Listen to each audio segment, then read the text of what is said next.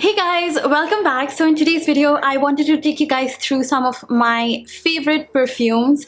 Now, like makeup and shoes, there's another thing that I like to hoard, and I am addicted to perfumes. I really love collecting them. I keep them all in this shelf of mine, and if you guys want me to do like a thorough tour of the collection, I could do that, but I will do that in a separate video because this would be super long. But in this video I decided to talk about some of the perfumes that I like to wear the most. So keep in mind that I am not the best when it comes to explaining fragrances. I think I'm just going to be very basic about it and explain why I like wearing them and the longevity of them. Okay, so let's get started. One of my favorite perfumes is from Estee Lauder. This is their Modern Muse in Nuit. I hope I'm pronouncing that correctly. My French is literally the worst, but I have finished 2 bottles of it and I'm completely out of the perfume. Could say it is like my signature smell. This is what I hope most people remember me with. I love that it is strong but not too overpowering. It's feminine. It's got a little bit of vanilla-y notes to it. It's just a very sexy fragrance in my opinion. I love using this. I'm always gravitating towards this. The next one is from Chanel. This is their perfume Enchants. This is the pink bottle, and this is very opposite of what the Estee Lauder perfume is. This is like my daytime perfume.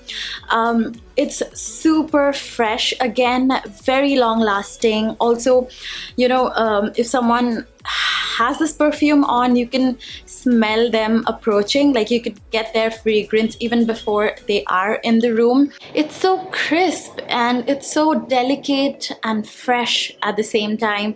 I love this so much. If I could use just one perfume forever, this could be a very close call to be that perfume. The next perfume that I use quite a lot is from Jo Malone. This is their Wood Sage and Sea Salt Cologne. This is another one of those really sophisticated fragrances that I cannot explain. It's so fresh, it's crisp, it's got this really nice depth to it. You have to smell it to understand it. There is a Jo Malone store here in Bombay at Palladium, so you can go try this. I just love the smell of Jo Malone perfumes, and the Wood Sage and Sea Salt one. It just reminds me of being in this beach holiday where I'm just like lazing around and there's like this fresh salty air going through my hair. That's what I feel like when I smell this perfume. The only thing about Jo Malone perfumes is that they're not long lasting at all. I really wish that they were long lasting because they smell so nice.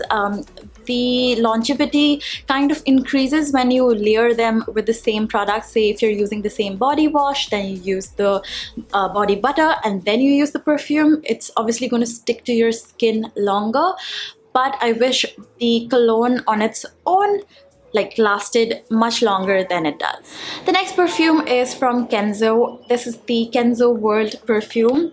This is again one of those perfumes that is sweet but fresh at the same time.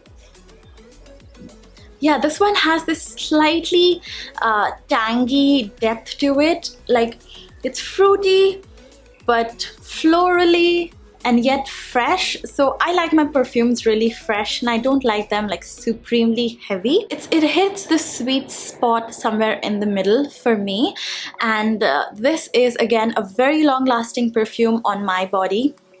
And I can tell that this perfume lingers on my clothes quite a bit on, and it also lingers on till the next day. I love wearing this in the daytime and in the nighttime as well. It would work for both the time, and it's just a very uplifting floral slash fruity combination. I wish I was aware of all of the notes or everything, and I wish I was like able to better explain the perfume, but it's so hard to do that.